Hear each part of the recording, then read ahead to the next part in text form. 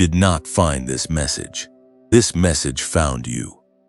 And before you scroll past, before you tell yourself this is just another video, I want you to sit with something for a moment.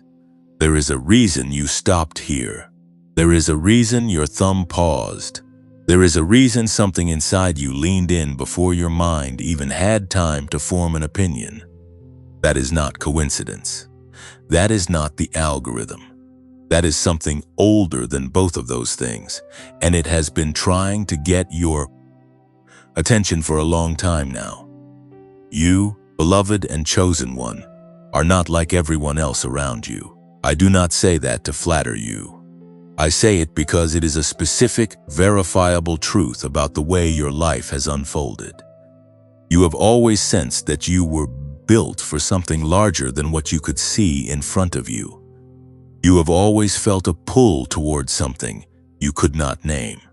You have always known, even in your quietest and most doubtful moments, that there was a version of your life that was supposed to look different from this. That knowing is not arrogance. That knowing is prophecy, and the prophecy is real. You are the strongest one in rooms where no one can see how much strength it takes just to show up. You are the one who kept going when everyone who started alongside you sat down and decided this was far enough. You are the one who cried in the car, composed yourself, walked inside, and gave everything you had, and then went home and cried again. That is not weakness dressed up in a story. That is the specific texture of a life that is being forged for something extraordinary. And I want you to hear this now, because you have been waiting to hear it for longer than you realize. The prophecy over your life is not canceled. It is not delayed because you stumbled. It is not on hold because the year did not turn out the way you planned. The word that was spoken over you before you were born is still active, still moving, still unfolding in the direction of everything it was always meant to become. There are specific signs that chosen ones carry. Not everyone experiences these things, but you will recognize them as your own story. The first sign is that you feel things more deeply than the people around you. Not just emotions, but atmospheres. You walk into a room and you sense what is unspoken. You sit across from someone and you know, before they say a word, whether they are carrying peace or pain. This is not a social skill. This is a spiritual gift, and it has made your life both richer and more exhausting than most people could understand. The second sign is that your path has not looked like anyone else's path, and that difference has confused and sometimes frightened you. The timelines that work for others have never worked for you. The shortcuts that open doors for your peers seem to crumble in your hands. You have had to go longer, deeper, and further around than anyone you know. And you have never been able to fully explain why to yourself or to the people who love you. The third sign is that your dreams have been vivid, layered, and sometimes strangely prophetic. You have dreamed of places before you arrived in them. You have woken up at 3 in the morning with a clarity about your life that vanishes by noon, but never fully disappears. Your sleep has been a thin place between two worlds, and you have always known that something was being communicated to you there, even when you could not decode the language. The fourth sign is that you have been broken open by things that should not have broken you this much. A loss that others moved past in months still lives in your chest years later. A rejection that seemed minor on the surface restructured something deep in the foundation of how you see yourself. This is not fragility. This is sensitivity calibrated for a purpose that is larger than ordinary life requires. You were not broken too easily. You were built to feel the full weight of things because one day, that depth of feeling will become the very thing that heals someone else. The fifth sign is that you have been tested in patterns. The same lesson has come back to you wearing different faces, different names, different circumstances, until you could not ignore it anymore. Life has been your teacher, and it has been thorough, and it has not let you graduate from any season until you were truly ready for the next one. You are not reading this because you stumbled across a piece of content. You are here because heaven arranged this moment for you, because the specific coordinates of your life, questions, your wounds, your longings, all of them converged on this exact point, and something larger than yourself made sure you were here to receive what is about us said. The waiting is not a sentence. The waiting has not been punishment. And the strongest version of you that you have been trying to reach, the one you sometimes catch a glimpse of in your best moments, that version is not somewhere ahead of you in the future. That version is who you have been becoming all along. The season of waiting has not paused. It has ended. There is something I want to name for you right now. Something that most people in your life have never been able to put into words. And something you have been carrying alone for longer than is fair. It is the feeling of being fully present in a room, while simultaneously feeling completely invisible in it. It is the experience of giving your best to people and situations, and watching that best disappear into silence, into indifference, into the kind of absence that is somehow louder than rejection. You have smiled when you should have screamed. You have stayed when leaving would have been easier. You have poured from a cup that nobody ever thought to refill.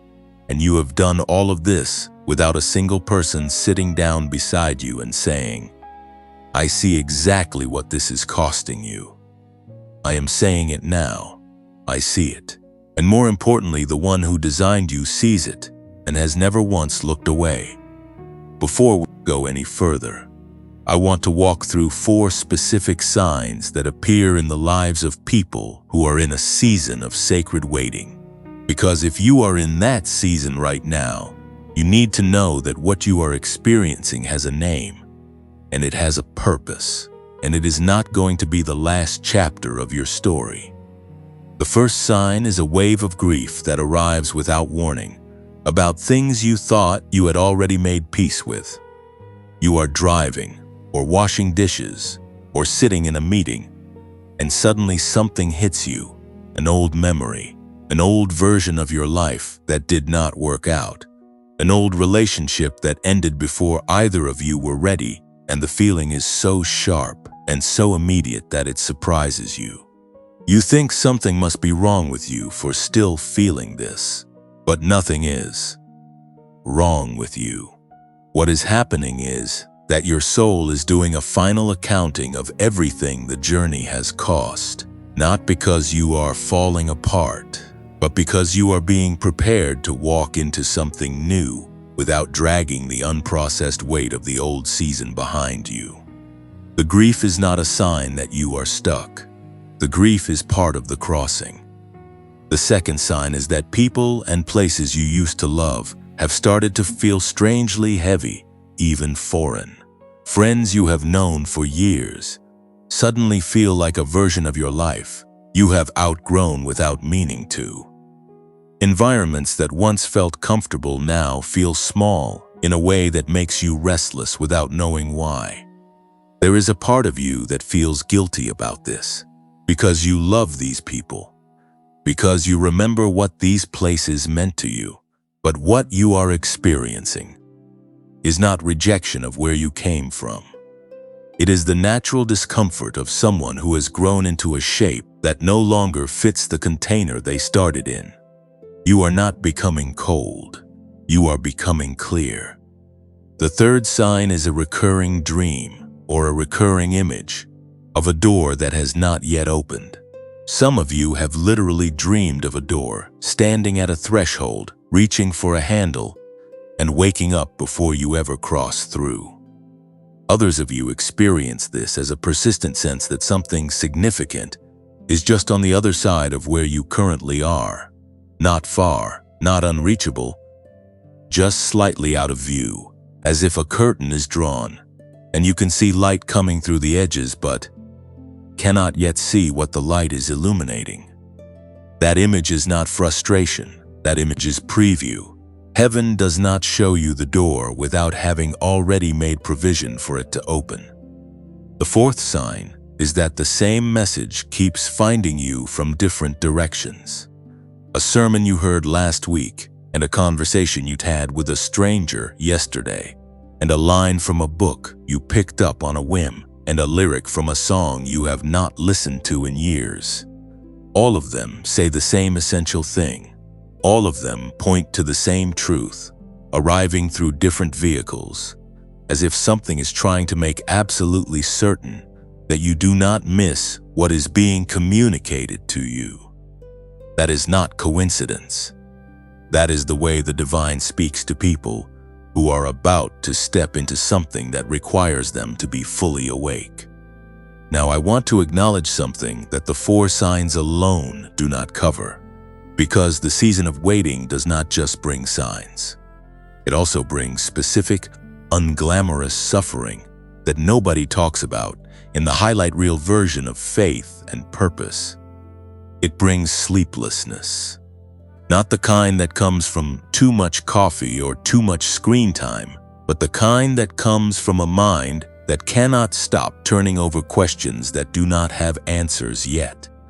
The 3 a.m, wide awake with no reason kind of sleeplessness that leaves you exhausted by morning and raw, in ways that make ordinary tasks feel enormous. If that has been your nights recently, I need you to hear this. You are not anxious because something is wrong with you. You are awake because something in you is being rewired, and the work of rewiring does not always wait for convenient hours. It brings loneliness that has nothing to do with being alone. You can be surrounded by people who love you and still feel a specific solitude that comes from carrying a vision that no one around you can quite see yet. The loneliness of the chosen one is not about the absence of relationship. It is about the absence of being fully known. And that particular ache, the ache of being seen but not understood, of being loved but not quite recognized, is one of the most specific and under-acknowledged forms of suffering in a purposeful life. It brings the feeling of being wrong, not morally wrong, but existentially misaligned, as if you took a wrong turn somewhere and you are not sure how to get back to the version of your life that was supposed to happen. This feeling lies to you. It tells you that the detours were mistakes. It tells you that the seasons of loss were evidence of failure. But detours are not mistakes when the destination has already been determined. The path that looks like a wrong turn from inside the middle of it often looks like the only possible route when you see the whole map from above. And it brings the feeling of being misunderstood by the very people you trusted to understand you. The ones who should have seen you most clearly, who sometimes see you least accurately. Being misread by the people closest to you is one of the loneliest experiences a human being can have. And if that has been part of your journey, I am not going to rush past it with a quick reframe.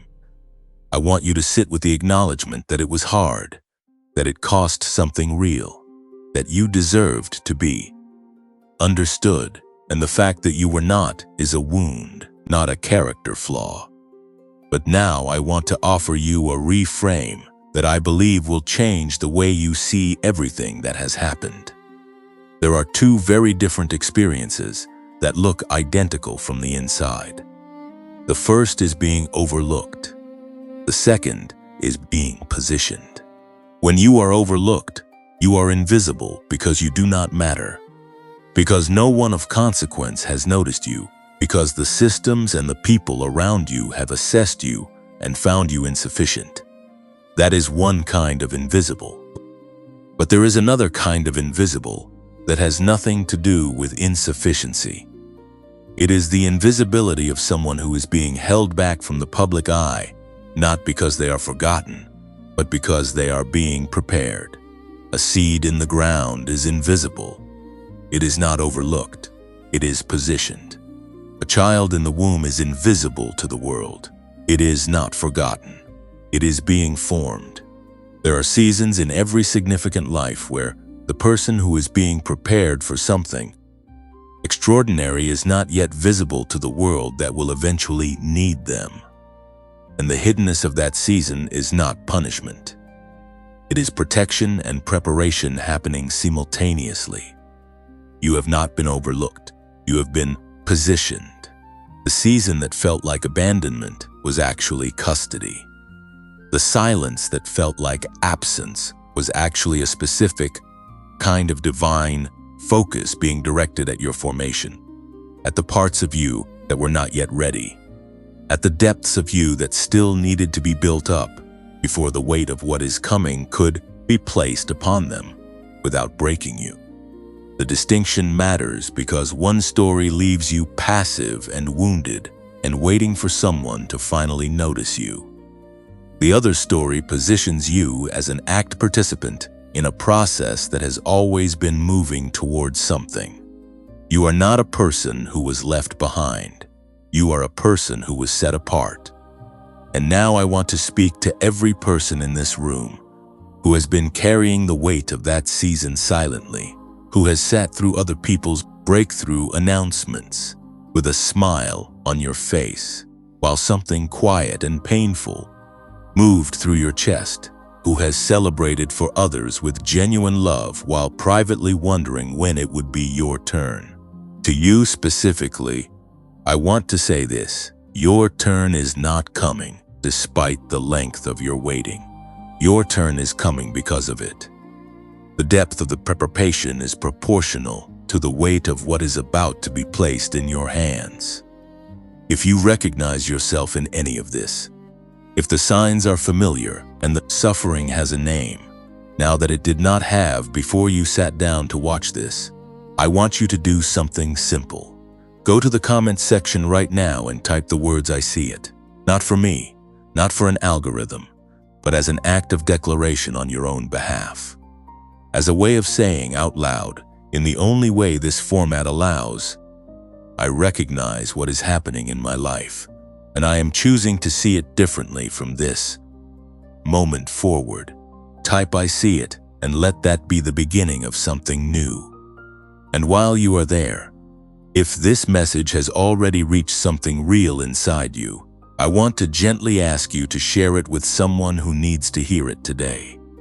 Not with everyone, just with the one person who came to your mind while you were listening. The one whose face appeared while I was describing the loneliness, or the misunderstanding, or the grief that arrives without warning. Share it with that person. Like this video so that the next chosen one who needs this message can find their way here. Subscribe so that when the next part of this conversation is ready, you will be the first to know. You have been carrying something heavy for a long time, and you have been carrying it mostly alone. That season is shifting, and the first evidence of that shift is the fact that you are here right now, hearing your story told back to you with accuracy and with love. That is not nothing. That is the beginning of everything. There is a moment that happens in the life of every chosen one where the internal knowing and the external reality finally begin to align. It does not always arrive with fanfare. It does not always look like a dramatic turning point. Sometimes it looks like a quiet morning where you wake up and something feels different. Not in your circumstances, not in your bank account or your relationships or your career, but in you. Something has settled. Something has shifted at a level beneath language. And you realize, without being able to fully explain it, that you are not the same person you were when this season began. That moment is closer than you think. And what I want to give you today, in this part of our conversation, is something practical to carry with you toward it. Not a philosophy, not a concept to sit with, a tool. A specific 3-step practice that you can begin today, not when your circumstances change, Not when you feel ready, not when the season officially turns, but right now, in the middle of wherever you are. I want to call this practice the threshold protocol. The word threshold is important. A threshold is not a destination. It is not the room you are trying to reach. A threshold is the space between where you were and where you are going. It is the doorway itself. And the reason most people never cross into what was prepared for them is not because they lacked faith or effort or desire. It is because they did not know how to stand correctly in the threshold space. They either rushed through it, trying to force the timing before the door was fully open, or they backed away from it, convincing themselves they had misread the signal. The threshold protocol is about learning to stand in that liminal space with your full self present, without forcing and without retreating. Here is how it works. The first step is what I call the gratitude reversal. Most gratitude practices ask you to think about what you are thankful for. This practice asks you to do something subtler and more powerful. I want you to think of one thing that did not happen. One door that closed, one relationship that ended, one opportunity that fell through, one version of your life that you reached for and did not receive. And instead of grieving it one more time, I want you to sit with a single question. What was I protected from by not receiving that? This is not about toxic positivity. This is not about pretending the loss did not hurt. It did hurt. It still hurts in places. But when you look back at the closed doors of your life with honest eyes, there are some you can now see would have led you somewhere that was not your destination. The relationship that ended returned you to yourself at a moment when staying would have required you to disappear. The job that fell through kept you available for the thing that came later. The city you wanted to move to would have taken you away from the conversation, the encounter, the person that changed everything. You may not be able to see this clearly for every door that closed, but there is at least one, maybe more, where the closed door was not rejection, it was redirection. Spend 2 minutes with that door today. Let the gratitude be specific. Let it name the thing that almost happened and did not, and let yourself feel the quiet relief of having been protected without knowing it at the time. This first step retrains something fundamental in the way your nervous system relates to disappointment. When you practice the gratitude reversal consistently, you begin to develop what I can only describe as a longer view of your own life.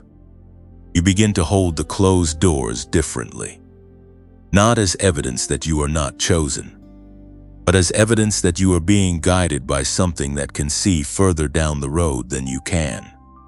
The second step is a declaration, and it is tied directly to a concept of time that we are going to explore more deeply in a later part of this conversation. But I want to plant the seed of it here, because the declaration only works when it is rooted in the right understanding of time. Most of us live in what the ancient Greeks called chronos time. Chronos is clock time, calendar time, the time that measures how long things are taking and compares your progress to a timeline you constructed in your own mind, or worse, to the timelines of people around you. Chronos time is the voice that says you are behind. Chronos time is the source of the anxiety that wakes you at 3 in the morning and inventories everything that has not happened yet. But there is another kind of time. The Greeks called it kairos. Kairos is not measured in minutes or months or years. Kairos is the appointed moment, the right time, the time that is not early and not late, but exactly what it was always meant to be. A kairos moment cannot be rushed and cannot be delayed by human effort, because it operates on a schedule that is not set by human hands. The declaration for the second step of the threshold protocol is this: I am not behind. I am in kairos. I say it simply. I say it plainly.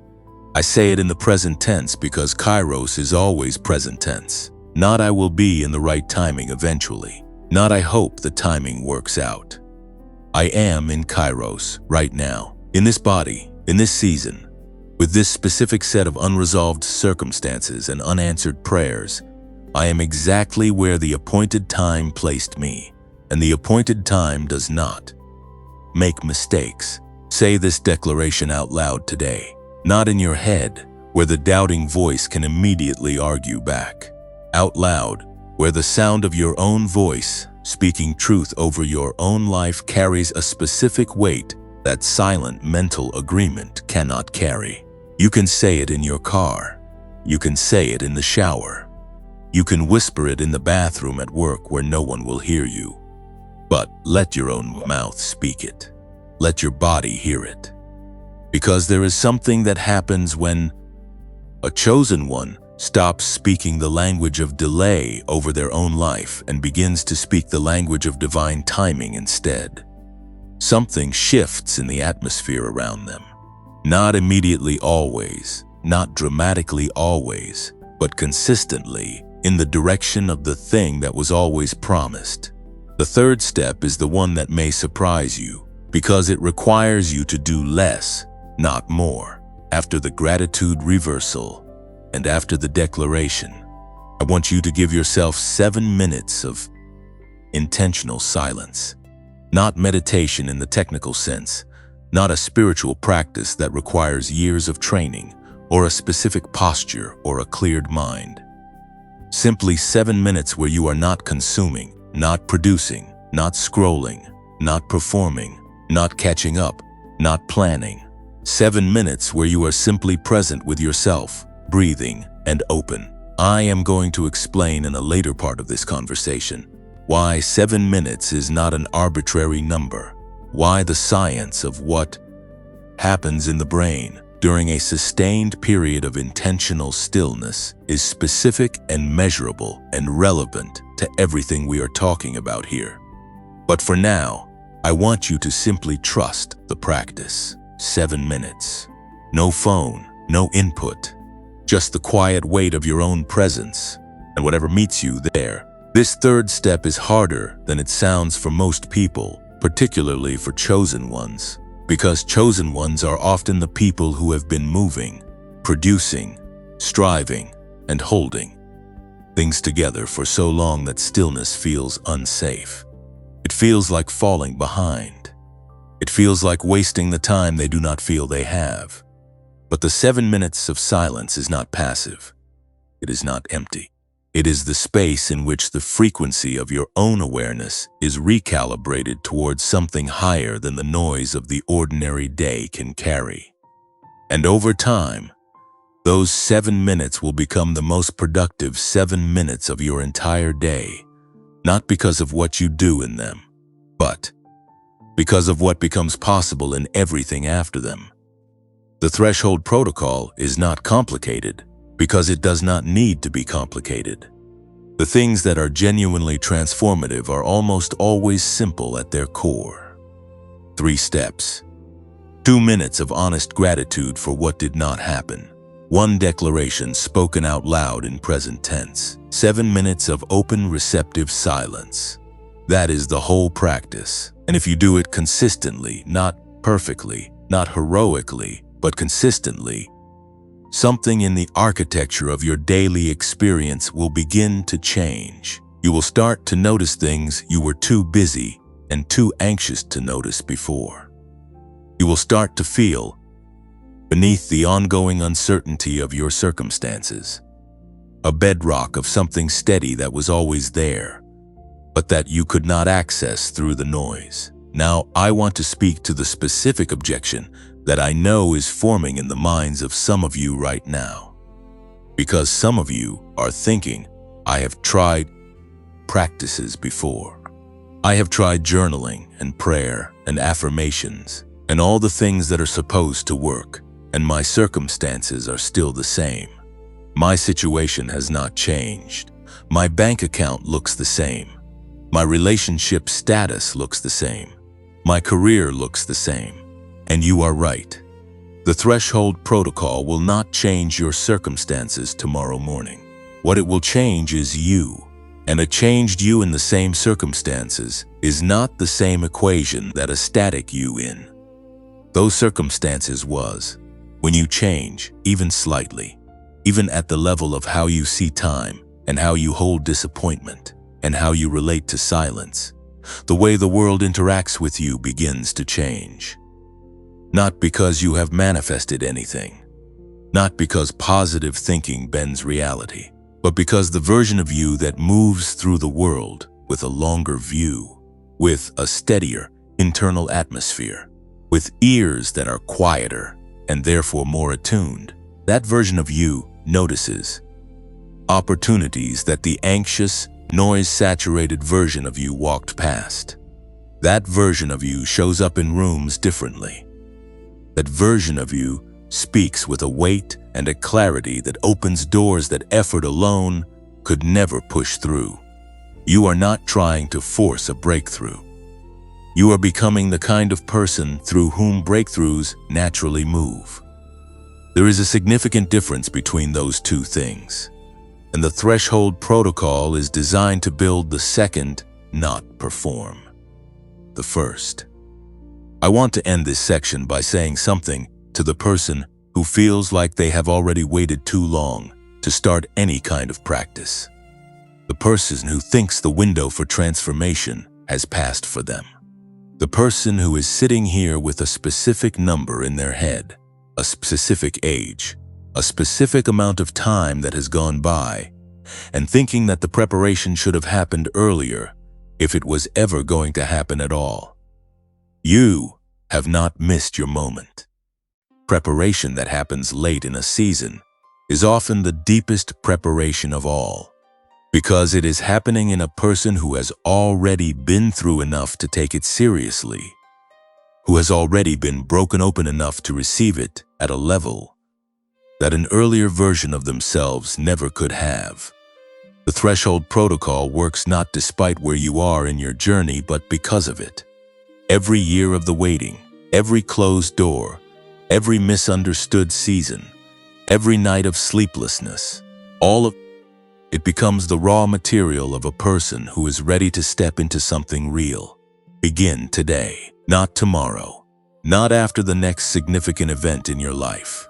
Today, in the middle of the ordinary Tuesday or Thursday or Sunday that it currently is, begin. Take 2 minutes to name one thing you are grateful you were protected from.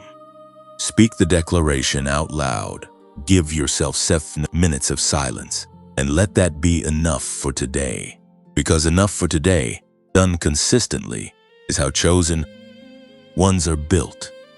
There is something the researchers discovered that the ancient texts already knew, and the bridge between those two things is where I want to take you right now.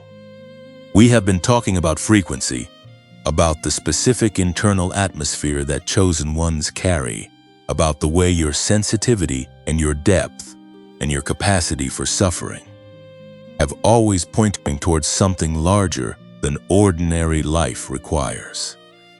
And now I want to tell you that what the spiritual world has described for thousands of years as anointing, as calling, as the particular weight that rests on a life that has been set apart, modern neuroscience has begun to measure.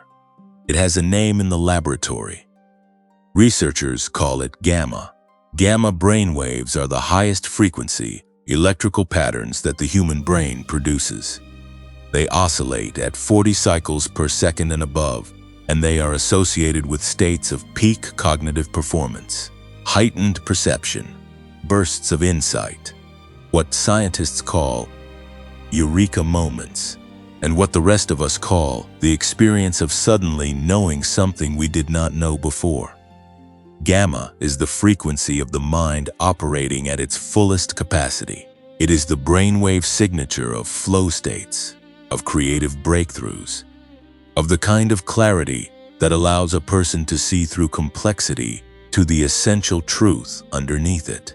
And what is remarkable, what is the part that I need you to hear clearly, is that gamma activity in the brain is consistently associated with theta waves, a slower, deeper frequency that oscillates between 4 and 8 cycles per second. The frequency of deep intuition, of open receptivity, of the state in which the boundaries between conscious thought and deeper knowing become permeable. Theta is the brainwave state of children. It is the dominant frequency in the brain of a child under the age of 7, which is why children learn languages effortlessly, absorb entire worldviews without resistance and experience the world with a vividness and openness that most adults have forgotten was ever possible. Theta is also the frequency of the deepest meditators, of people who have spent decades learning to return the mind to its most receptive state. And it is the frequency that most adults have almost entirely lost access to in the noise and pace and demand of ordinary modern life. When theta and gamma work together, something extraordinary happens in the brain. The deep receptivity of theta creates the conditions for gamma to fire in patterns of unusual clarity and power. It is as if theta prepares the soil and gamma is what grows in it. And the people who have consistent access to this combined state, who can move in and out of it not through years of meditation practice, but through the right kind of neural entrainment, those people experience life with a quality of perception, intuition, creativity, and problem-solving that looks, from the outside, like something that cannot be entirely explained by effort or intelligence alone.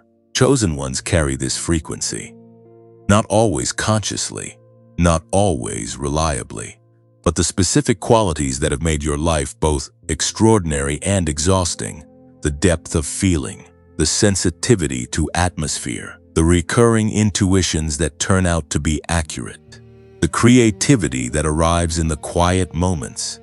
All of these are expressions of a brain that is reaching for this combined theta-gamma state, often without any support or tool to help it get there consistently.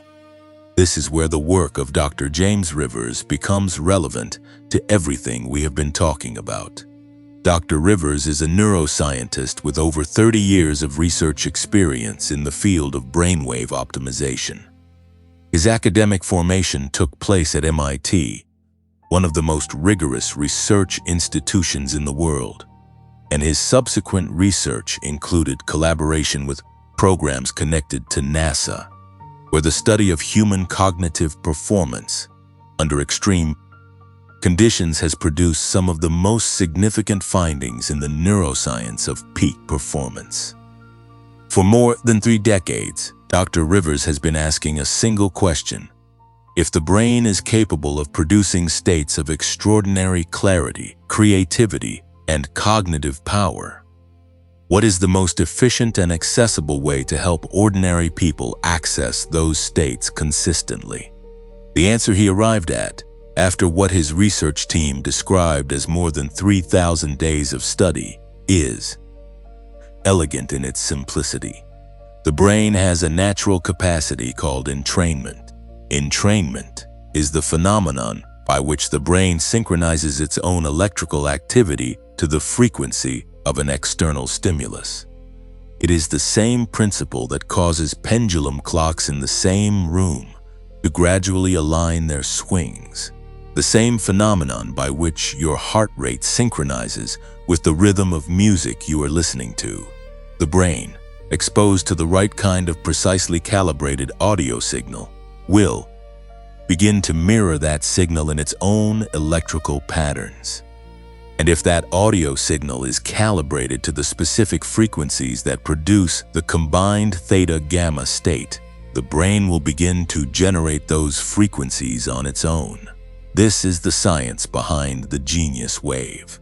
It is a precisely engineered 7-minute audio program that uses binaural beats and isochronic tones, specific types of sound frequencies that create different signals in each ear, allowing the brain to process the difference between them as a third frequency that it then begins to produce internally.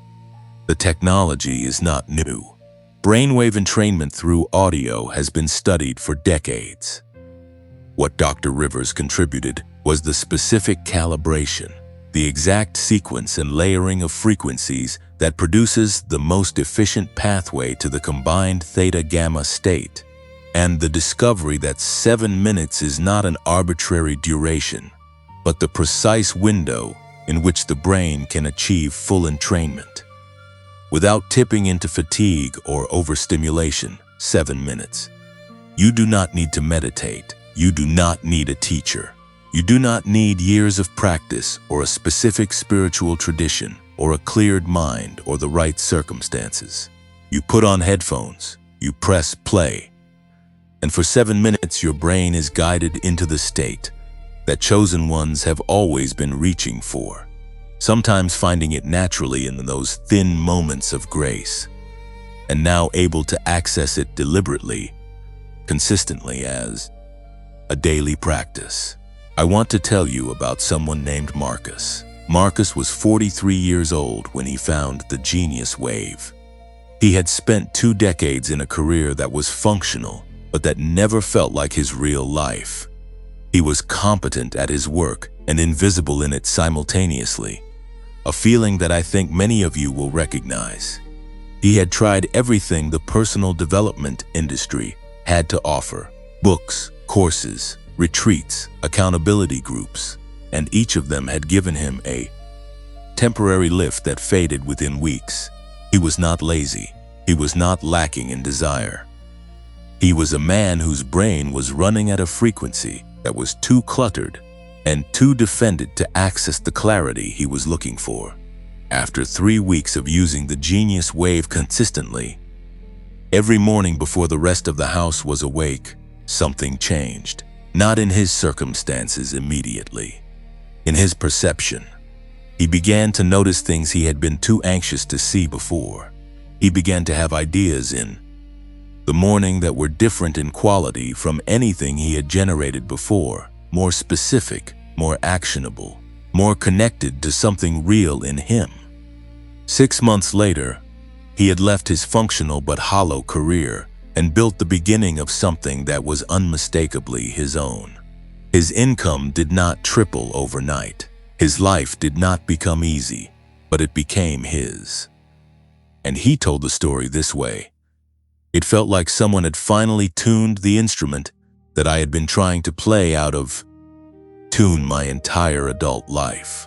I also want to tell you about a woman named Sandra who came to the genius wave not from a place of professional dissatisfaction, but from a place of profound exhaustion. She was a caregiver, a mother, a daughter to aging parents, a friend who was always the one others called in crisis. She had given so much for so long that she had lost the thread of her own interior life entirely.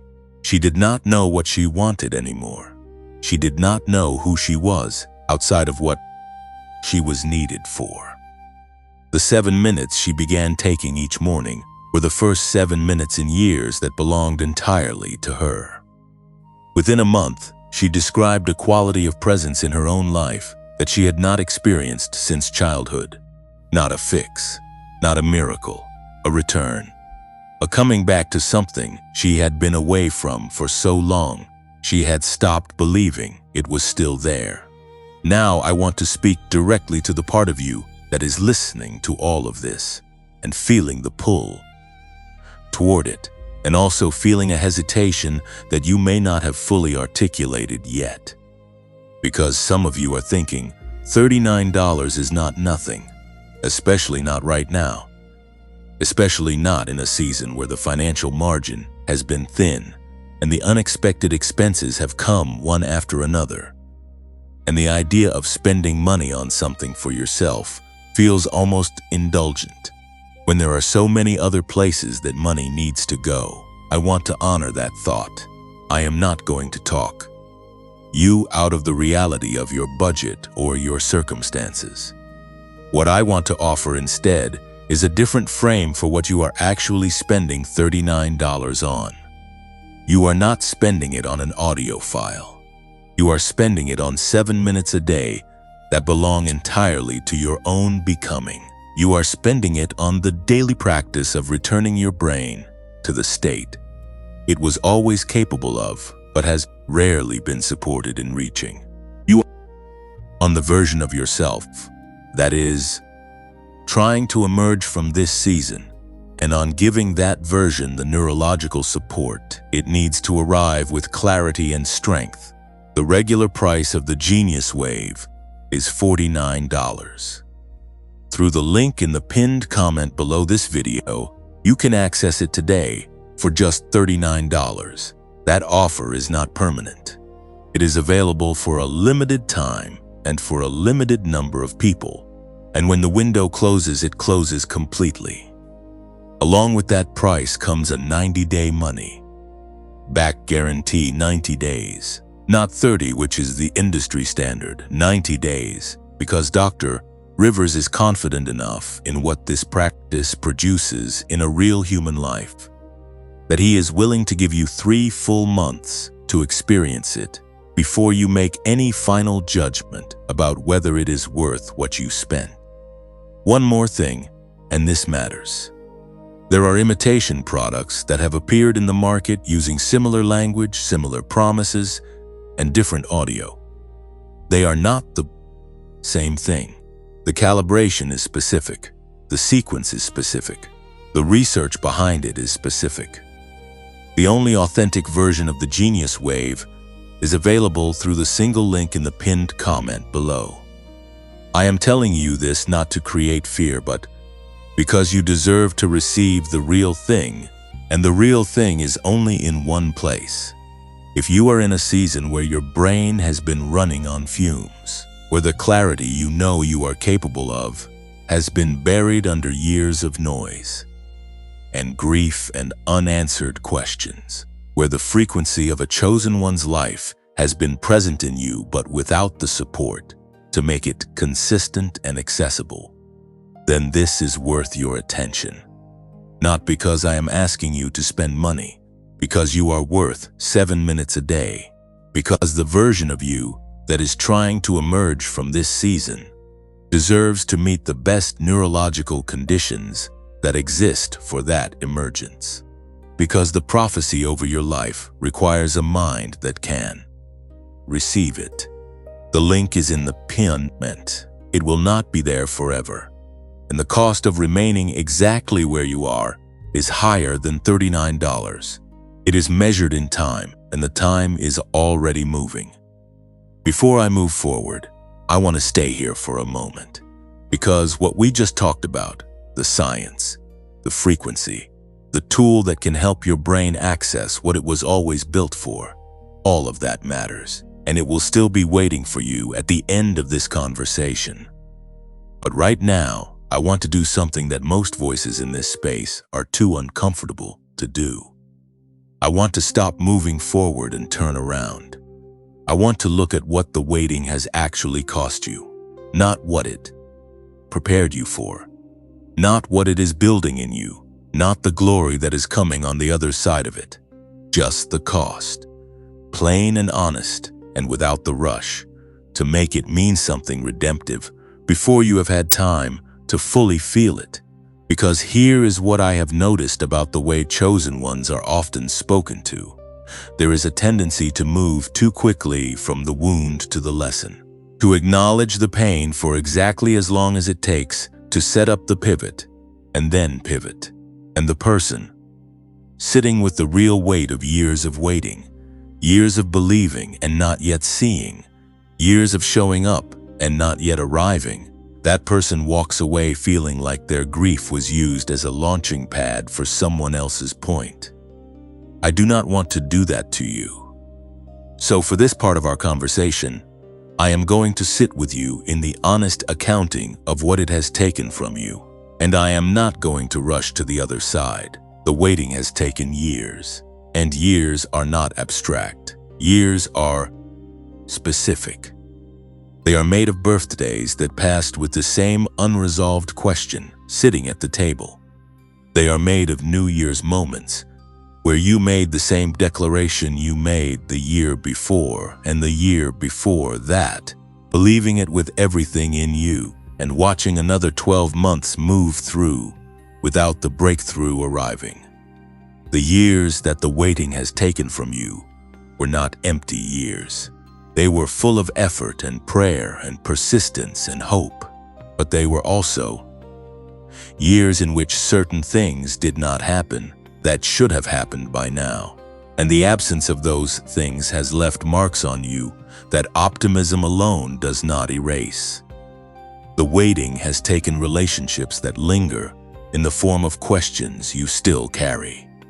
There are people you loved who could not stay with you through the length of your season. Not because they were cruel, not because they did not care, but because the duration of your wilderness exceeded what they had signed up for. Partnerships that began with genuine love began to fray under the weight of a journey that had no visible end date. Friendships that were real and mutual slowly thinned as the distance between your respective timelines widened. The people who were supposed to be in the room when the door finally opened are no longer in your life, and there is a specific grief in that which has no clean resolution, because you cannot go back and ask them to wait longer, and you cannot make yourself stop wishing they had. And there is the career, or the calling, or the version of your professional life that was supposed to have gone further by now. You have watched people who started at the same point as you move into opportunities and positions and recognitions that you know you were at least equally equipped for.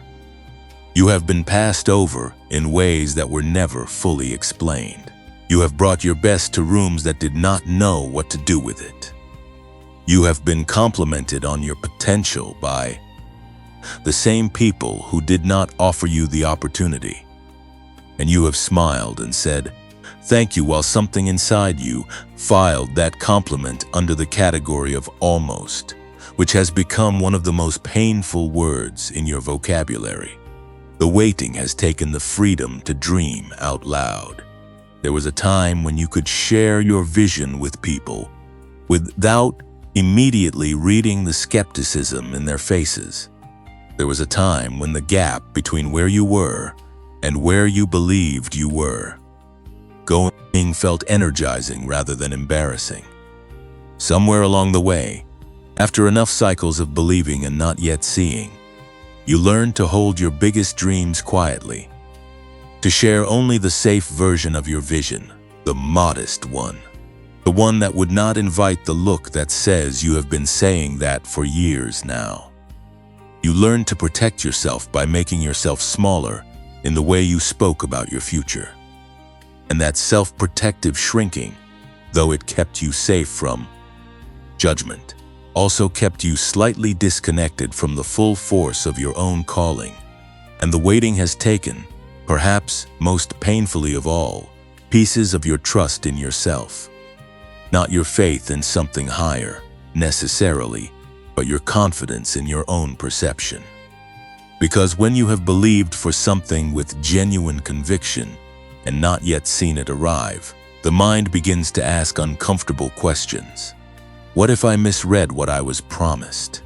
What if I built this entire interior world on something that was never actually spoken over me?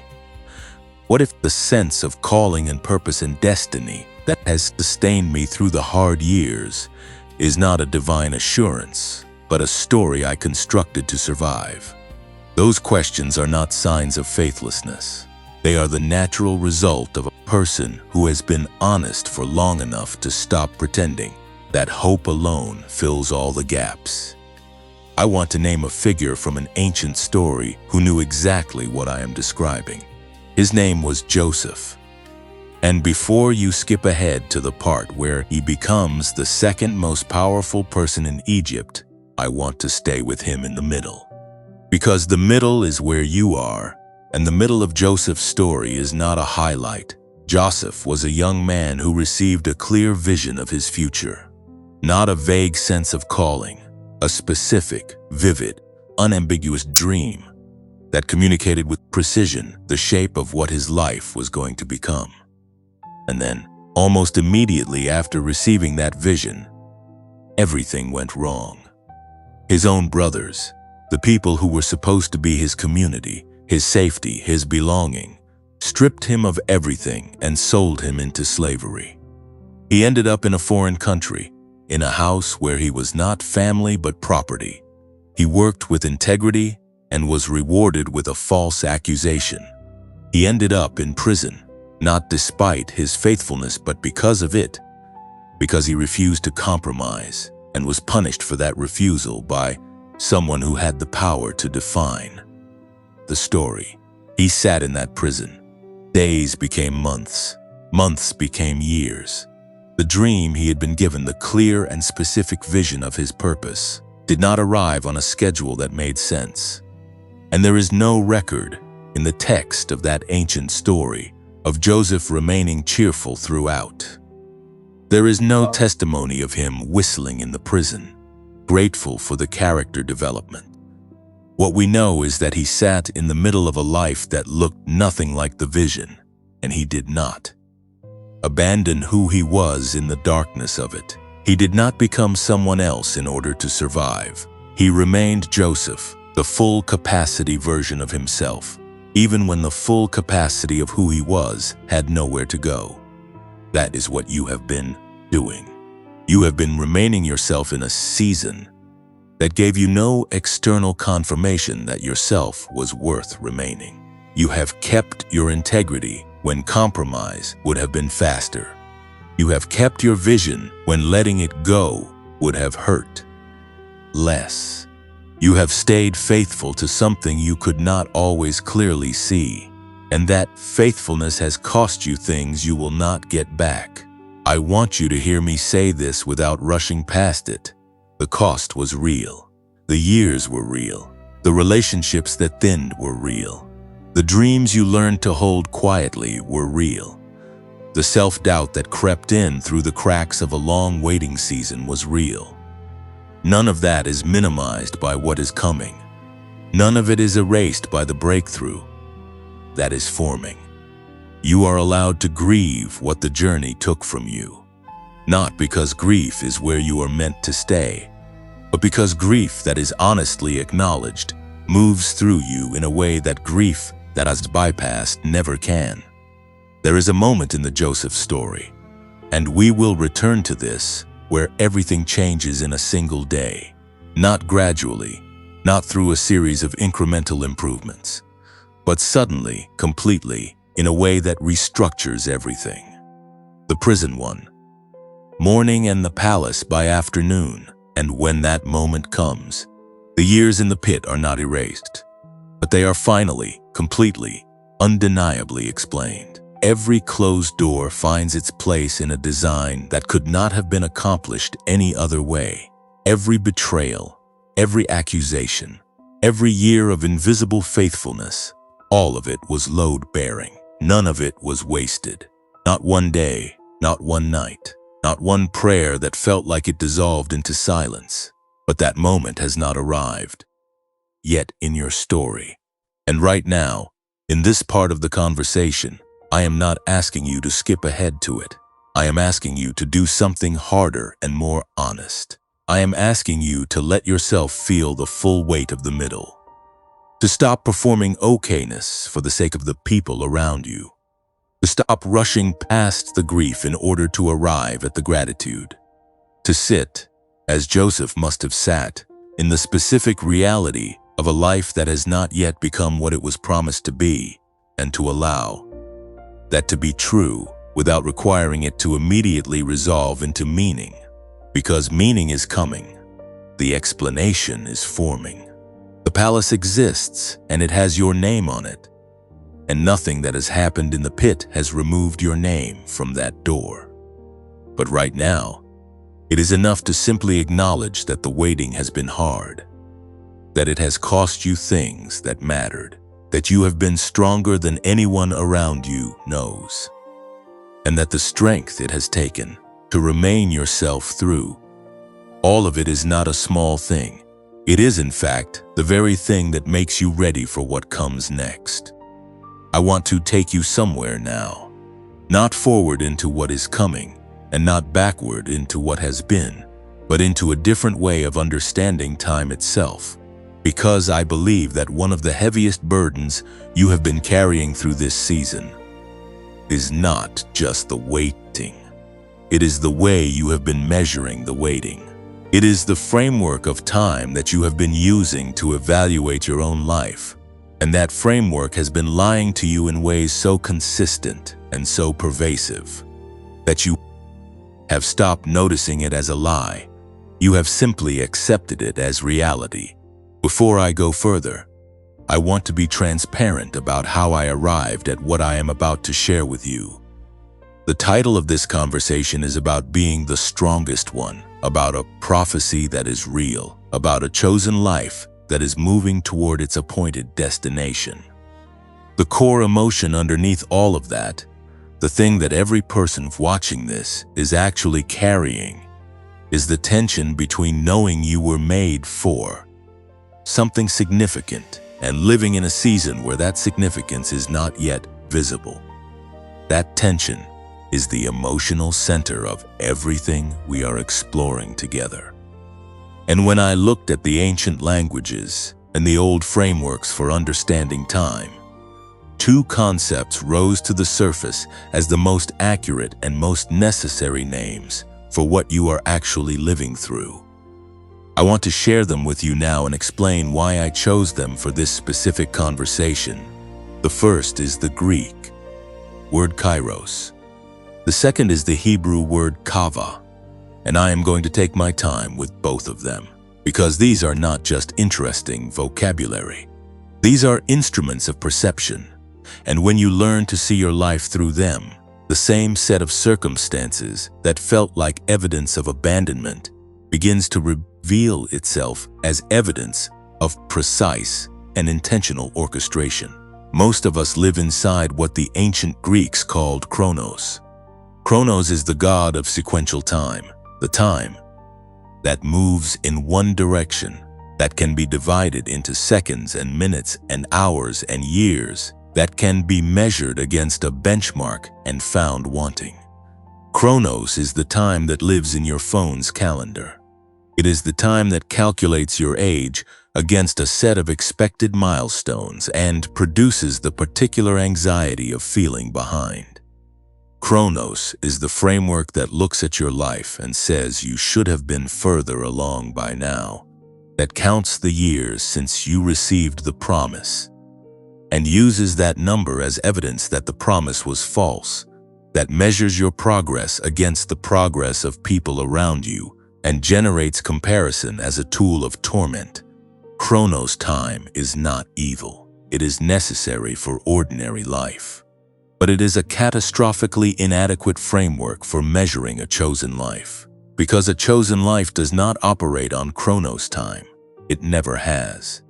And every time you have tried to evaluate your journey using the metrics of sequential clock time, you have been applying the wrong instrument to the wrong measurement and arriving at conclusions that are factually inaccurate about your actual position. Kairos is the other Greek word for time, and it describes something entirely different. Kairos is not sequential. It is not measured in duration. Kairos is the appointed moment, the right time, the intersection of divine intention and human readiness. In ancient Greek literature, Kairos was depicted as a figure who could only be seized from the front because the back of his head was bald. If you let the Kairos moment pass, there was nothing to grab hold of as it moved away from you. But if you were present, attentive, and ready, you could meet it as it came and step into it fully. What this means for your life is precise and practical.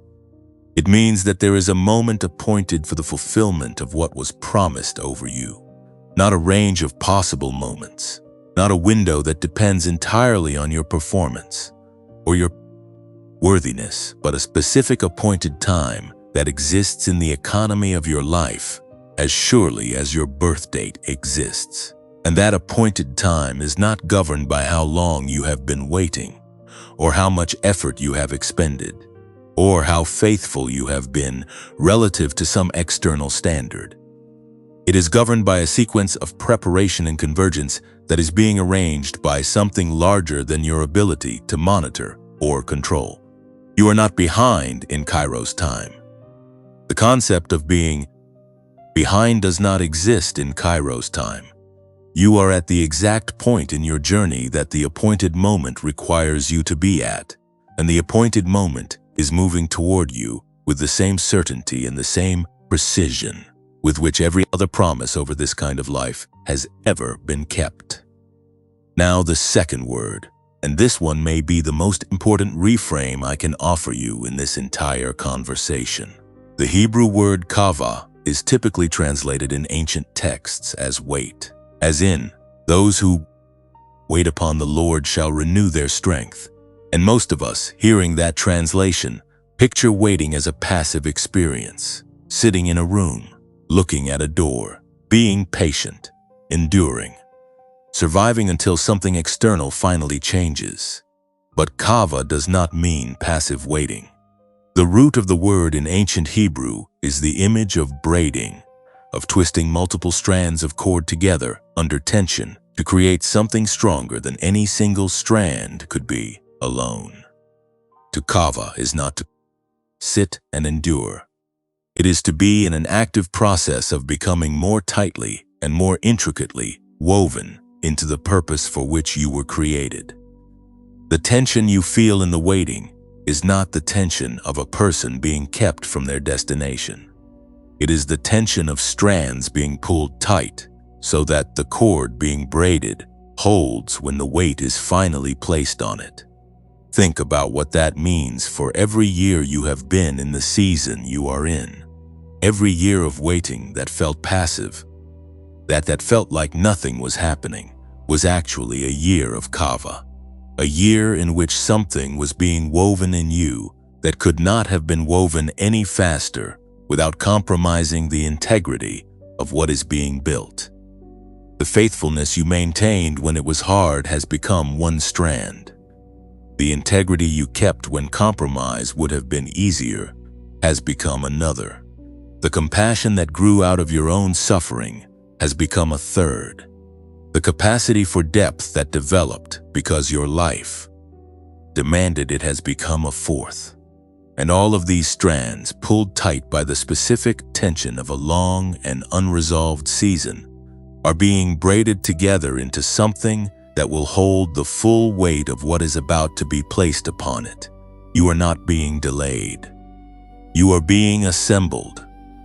I want to speak now about the wilderness season, because if there is a single image that most accurately captures what many of you have been living, it is this one. The wilderness is the ancient symbol for the season of preparation that comes before elevation. It is the place where the desert strips away everything that is not essential, where the absence of ordinary comfort and ordinary certainty and ordinary company creates the conditions for a depth of formation that comfort and certainty and company never could. Every significant figure in the ancient stories moved through a wilderness before they moved into their purpose. Moses in the desert for 40 years before he stood before Pharaoh. David in the hills and the caves before he sat on the throne. John in the wild places before he stood at the river. The wilderness is not incidental to the story. The wilderness is where the person who is capable of carrying the story is formed. And here is the thing about the wilderness that most people miss when they are in the middle of it. It does not look like preparation from the inside. From the inside, it looks like being lost. It looks like being forgotten. It looks like the map that was given to you was wrong, or that the territory has changed, or that you took a wrong turn somewhere, and now you are in a place where nothing familiar grows. But from above, from the vantage point that can see the whole arc of the journey, the wilderness is not a detour. It is the straightest possible line between who you were and who you need to become before you can receive what is waiting for you. The wilderness is not punishment. It is the most intensive preparation that exists, and the very qualities that have made your wilderness season so hard. The isolation, the uncertainty, the absence of external validation, the stripping away of the things you thought were essential but turned out to be optional. Those are not design flaws in your journey. They are the specific mechanisms through which a chosen life is refined to the point where it can hold what is coming without being distorted or destroyed by the weight of it. There is another concept I want to place in your hands before we leave this territory, and it is the one that I believe will carry you through the final stretch of your season with the most clarity and the most peace. It is the idea of the appointed time, the moment that was set before you were born, the fulfillment that exists in your future with the same certainty that your past exists in your memory. The ancient text says that even if the vision seems slow, even if it lingers and does not arrive on the schedule that your hope constructed for it, it is moving toward its appointed time. It will not be late. It will not miss its moment. The convergence of preparation and provision and purpose is approaching with a precision that your calendar cannot measure, but that your spirit in its quietest moments has always been able to sense. This is what you have been sensing. In the middle of the night when something woke you and left you with a feeling you could not name. In the moment when a stranger said something that landed with a weight entirely disproportionate to the ordinary conversation it appeared to be. In the recurring sense that something was just on the other side of where you currently are, that something was approaching, that the stillness before you was not the stillness of an empty field, but the stillness of a held breath before something significant exhales into being. That sense has not been self-deception. That sense has been accurate perception. The appointed time is real. What it was promised, the specific shape of the life that was spoken over you before you could speak for yourself, is moving toward its moment of manifestation with the same availability that every other appointed time in every other chosen life in every other generation has ever kept. You are not stuck. You are in kava. You are being woven. You are in the wilderness, which means you are in the season directly before the elevation. You are in Kairos time, which means that the Chronos calendar on your wall is measuring the wrong thing entirely, and the right measurement, the only measurement that matters, places you exactly where you need to be. Something is moving. I need you to hear that, not as a comfort phrase, not as the kind of encouragement that sounds good in the moment and dissolves by morning, but as a specific, observable, verifiable statement about the current conditions of your life. Something is moving, and the reason you have not fully recognized it yet is not because you are spiritually dull or because you have stopped paying attention. It is because the movement that precedes a major shift in a chosen life almost never looks the way we expect movement to look. It does not announce itself with clarity or spectacle. It announces itself in the small, easily dismissible details that most people file under coincidence and move past.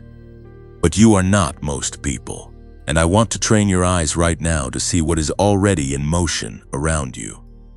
There are 3 specific areas of your life that are currently in the process of shifting. Not eventually, not when the circumstances improve, or when you finally feel ready, or when the year turns, or when the particular obstacle in front of you is removed. Now, in the current configuration of your life, with the current unresolved questions and the current unanswered prayers still sitting on the table, the shift has already begun. And I want to describe each area with enough specificity that you will recognize your own life in the description. The first area is your internal world, the landscape of what you feel, sense, and know before the external world has had time to confirm any of it. For a long time in this season, your internal world has been characterized by a specific kind of static, a noise that is made up of equal parts unresolved grief, unspent hope, suppressed frustration, and the exhausting effort of maintaining faith without evidence. That static has been so constant for so long that you have begun to mistake it for the baseline of your experience, as if this particular internal atmosphere is simply what consciousness feels like for you. But something is shifting in that interior landscape. Some of you are already noticing it and have been dismissing it as a fluke. There are moments, sometimes only seconds long, where the static goes quiet, where something settles in you that you did not settle deliberately, where the familiar weight that you carry in your chest loosens very slightly, and in that loosening, you catch a brief and vivid glimpse of who you are when you are not carrying it. Those moments are not flukes. They are previews. They are the first tremors of an internal seismic shift that is already underway, moving from deep beneath the surface toward an eventual expression that will reorganize everything above it. What you should not do in this area is try to force the feeling to stay. The chosen one's most common mistake in the early stages of a shift is reaching for the peace the moment it arrives, gripping it, trying to manufacture it continuously, and then losing access to it entirely, because the reaching and the gripping are the very behaviors that interrupt it. Do not chase the stillness when it comes. Receive it. Let it move through you at its own pace. Trust that the fact it is arriving at all, even briefly, even intermittently, is enough evidence that the season is changing. What you can trust in this area is that the internal shift always precedes the external one. Always. The landscape inside you reorganizes before the landscape outside you does. And if you are beginning to sense moments of inexplicable peace, of unusual clarity, of a quiet that is different in quality from numbness, then you are ahead of your circumstances, not behind them. Your interior is already in the next season. The exterior is simply catching up. The second area that is shifting is the landscape of your relationships. And I want to be specific here, because this particular shift is often the most disorienting one, precisely because it involves people you love and relationships you have invested in. And the movement can feel like loss before it reveals itself as liberation. Some people in your life are in the process of a quiet departure that is not being orchestrated by conflict or by failure or by any dramatic falling out. It is being orchestrated by alignment. As you move toward the next chapter of your purpose, the gravitational field of your life is shifting, and some people who were drawn to the version of you that was in the previous season, the more uncertain version, the more available version, the version that needed them in specific ways that kept the dynamic comfortable for everyone involved. Those people are beginning to feel a distance they cannot explain. They may attribute it to busyness or to drift. They may not have language for what they are sensing, but what they are sensing is that you are becoming someone they will not know how to be close to in the same way, because the next version of you requires a different kind of relationship than the one they were built for. This is not a judgment on them. It is not a failure of love. It is the natural consequence of growth in a chosen life. Some relationships are seasonal, not because they were false, but because they were specific to a particular chapter. And honoring those relationships well means releasing them gracefully when the chapter turns, without bitterness and without the pretense that nothing has changed. At the same time, and often simultaneously, new connections are beginning to form or are about to form, with a quality of recognition that will feel distinctly different from the way your other relationships developed. You will meet someone in a setting that seems ordinary. And within the first conversation, you will feel a sense of familiarity that cannot be explained by the number of hours you have spent together. It will feel like you are resuming something rather than beginning something. These are covenant connections, people who were assigned to the next chapter of your life, people who are equipped to hold the weight of who you are becoming, because they are in the same process of becoming. Do not be surprised when they arrive. Do not undersell what you sense because it seems too quick or too certain. Your spirit will recognize them before your mind has time to be cautious about it. What you should not do in this area of relationships is try to hold on to the departing ones through force. Do not over-explain yourself to people who no longer have the capacity to understand you. Do not diminish yourself in order to remain accessible to a dynamic that you have outgrown. Let the natural movement happen with grace and with love and without the drama of a falling out. What you can trust in this area is that no one who is assigned to your next chapter will be kept from reaching you. The connections that are supposed to form will form, and they will form with a naturalness and a rightness that will contrast sharply with the effortfulness of connections you have tried to maintain past their season. The third area that is shifting is the landscape of provision and opportunity. And I want to approach this one carefully because the prosperity gospel version of this conversation is not what I am offering you. I am not telling you that money is about to rain down on you because you have been faithful.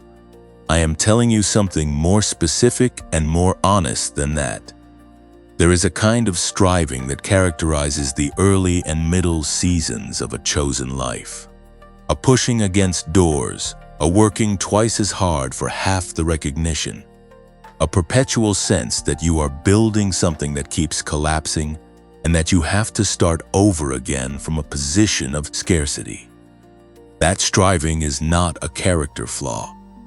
It has been the necessary posture of a person who has been building in the wilderness, where the ground does not cooperate the way the ground of the promised land eventually will. What is shifting in this third area is not the amount of effort you expend. It is the quality of the ground you are standing on when you expend it.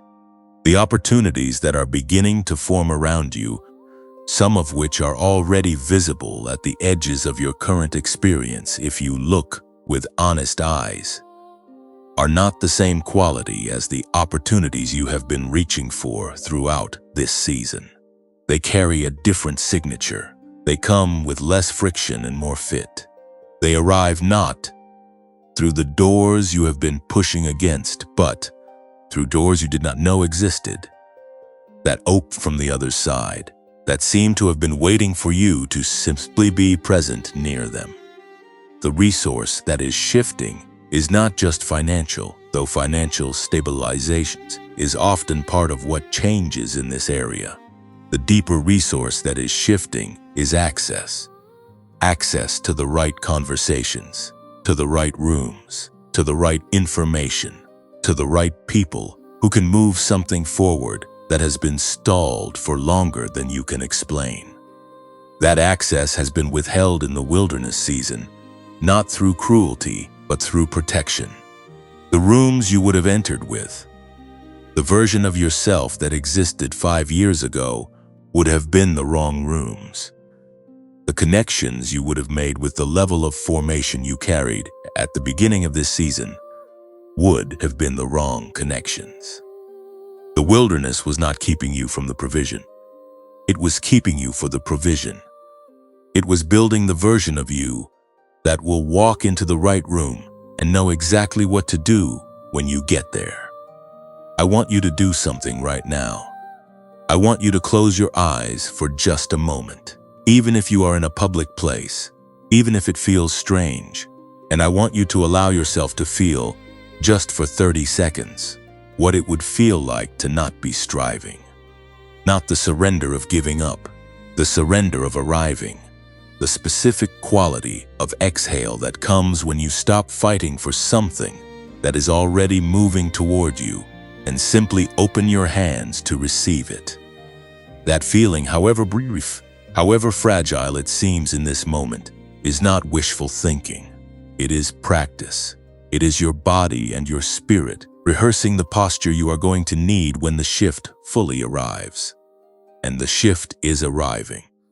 If you recognize yourself in any of the three areas I have just described, if the internal stillness has been visiting you unexpectedly, if the relational landscape around you has been quietly reorganizing, if you have sensed at the edges of your current situation the beginnings of a different quality of opportunity forming, then I want you to go to the comment section right now and type the words, "I am ready," not as a performance, not because I asked you to, but as an act of positioning yourself, of saying out loud in the only way this format allows, "I see the movement, I recognize the season, and I am standing with open hands to receive what is coming." Type, "I am ready," and let that declaration be the posture of your heart from this moment forward. Because what is coming is not going to wait for the version of you that is still gripping the past and calculating whether you deserve it.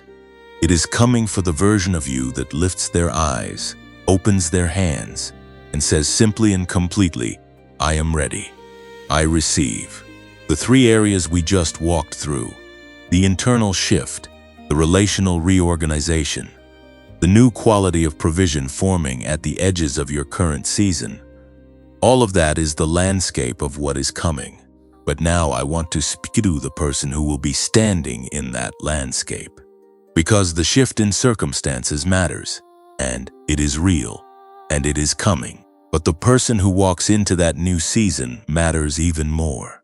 And I want to name for you, as specifically and as honestly as I can, who you are becoming through everything this journey has required of you. You are a wound breaker. I want to take my time with that name because it is not a title I am offering you lightly, and it is not a flattering label designed to make you feel good in the moment. It is a precise description of the specific function that a life like yours is being prepared to serve in the world. A wound breaker is not someone who has never been wounded. Does not someone who has been spared from the particular depths of suffering that leave marks on the interior of a person. A wound breaker is someone who has gone so far into the wound that they came out the other side of it. And in coming out the other side, they discovered something that people who were never wounded, that deeply simply do not have access to. They discovered that the wound was not terminal. They discovered that it was possible to be broken open and remain whole. They discovered that the very place where they were most damaged was the place where their most authentic and most powerful contribution to other people was waiting to emerge. You have been wounded in specific ways that are not random. The rejection that restructured your sense of self was not an accident of circumstance.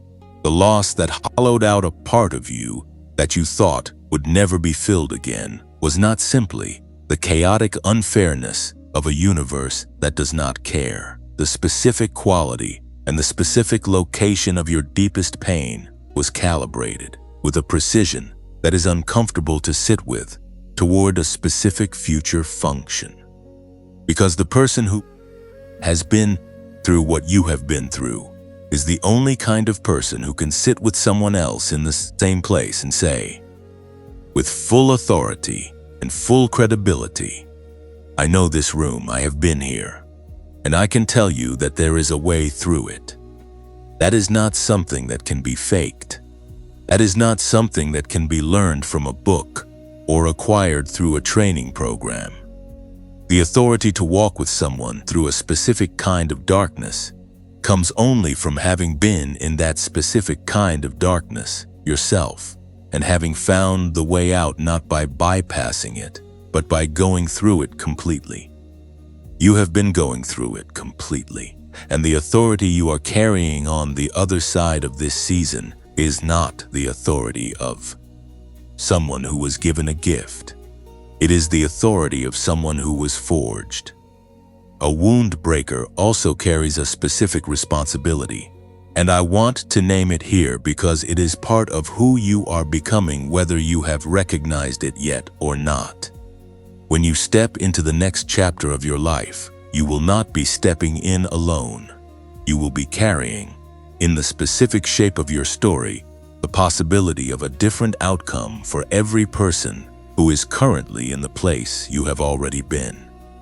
The chains that have held your family, your community, your lineage in cycles of limitation, in patterns of believing certain kinds of lives are not available to people like them. Those chains do not break through eloquent speeches or well-intentioned programs. They break through the lived, embodied, undeniable testimony of one person who carried the same wound and came through it into something different. You are that person. You are the pattern interruption that your lineage has been waiting for.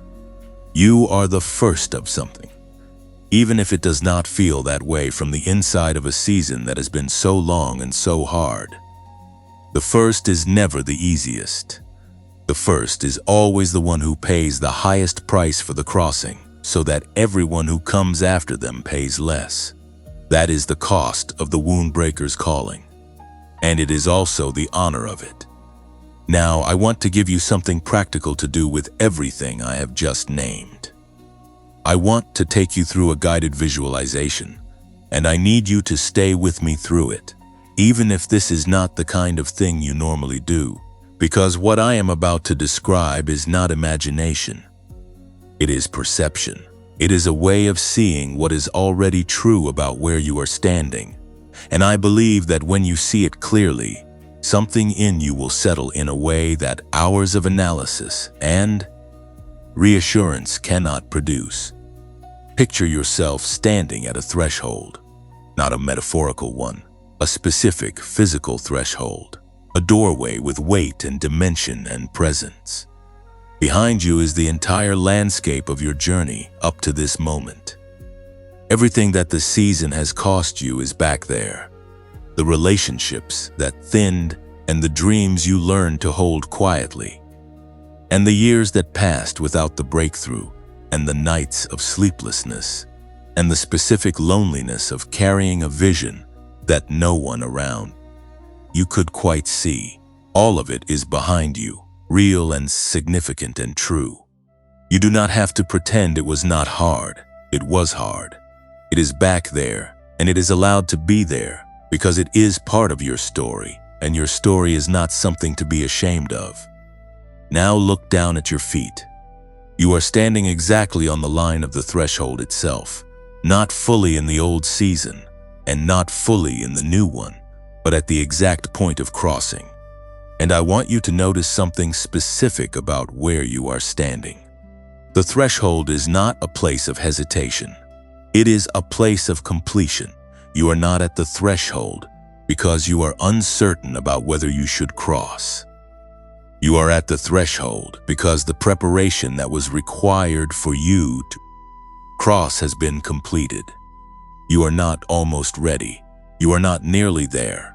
You are standing at the crossing point because the journey that led to this crossing point is done. Look up now. On the other side of the threshold, the landscape is not fully visible yet. There is a quality of light that you can see, a warmth and a clarity that is different in kind from the landscape behind you, but the specific details are not yet in focus, and that is appropriate. You do not need to see the full map of where you are going before you take the step that crosses you into it. The wound breaker does not wait for clarity before moving. The wound breaker moves in the direction of the light, trusting that the ground will be solid underfoot when the foot comes down, because the one who placed the threshold here and the one who completed your preparation for crossing it is the same one who prepared the ground on the other side. Now notice what you are holding in your hands. In one hand, you are holding the full weight of everything the journey has cost. The years, the relationships, the dreams, the self-trust that was shaken. You are not dropping any of it, because you are not being asked to pretend it did not happen. But in the other hand, you are holding something else. You are holding the specific strength that was built in you by every hard thing you just named. The depth of compassion that only suffering produces. The authority that only the wilderness creates. The capacity for empathy that only a person who has been in the deep places can carry. The unshakable knowledge that you made it through every single thing that was ever designed to stop you. Both hands are full. And what I want you to see, standing at this threshold, is that the weight in your hands is not a burden that prevents you from crossing. It is the equipment for what you are crossing into. You are not going into the next chapter empty-handed and hoping to find what you need when you get there. You are going in with everything the journey built in you, and that is more than enough for what is waiting on the other side.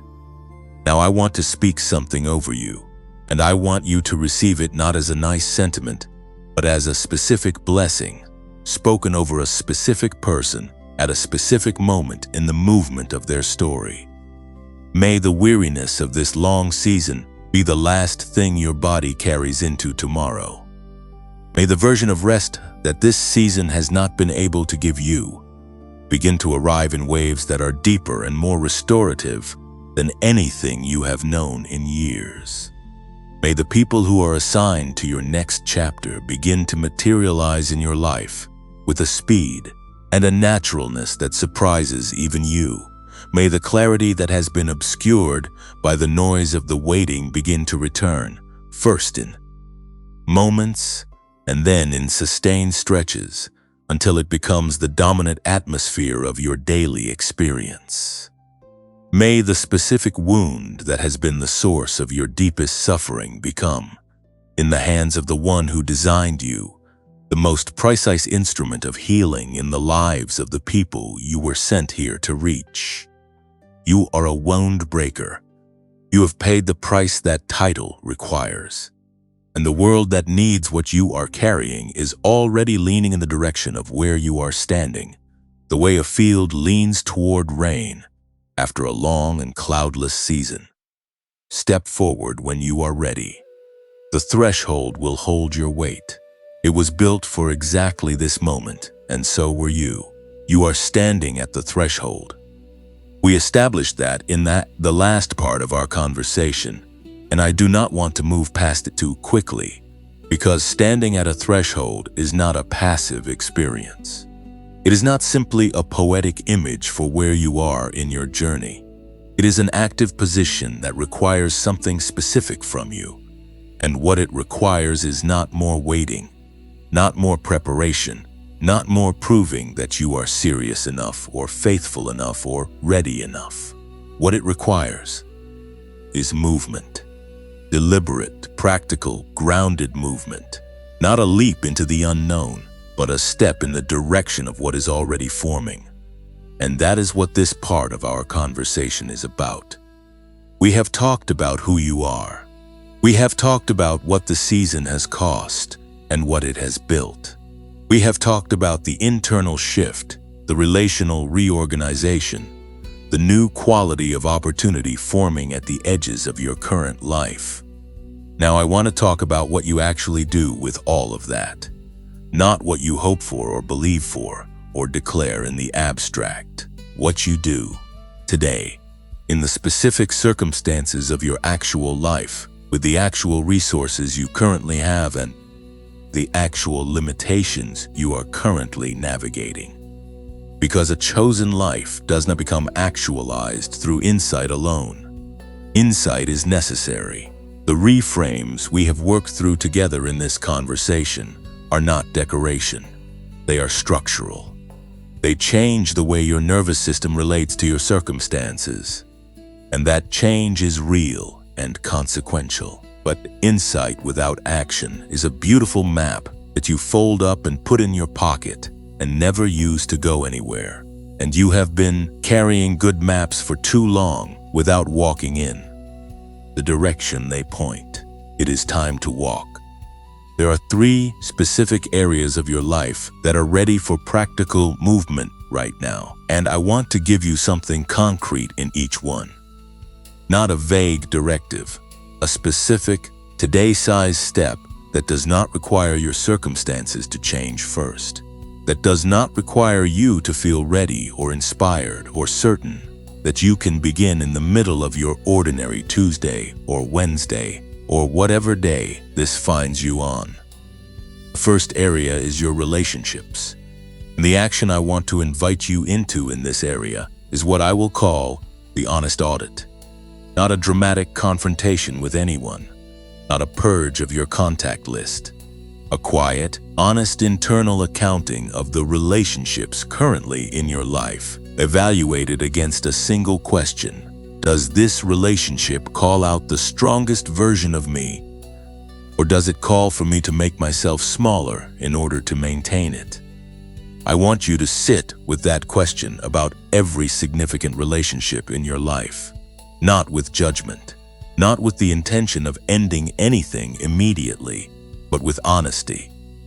Because the wound breaker, who is stepping into the next chapter of their purpose, cannot afford to spend their most vital energy on relationships that require them to continuously compress their vision, dim their clarity, or silence the parts of themselves that are most authentically alive.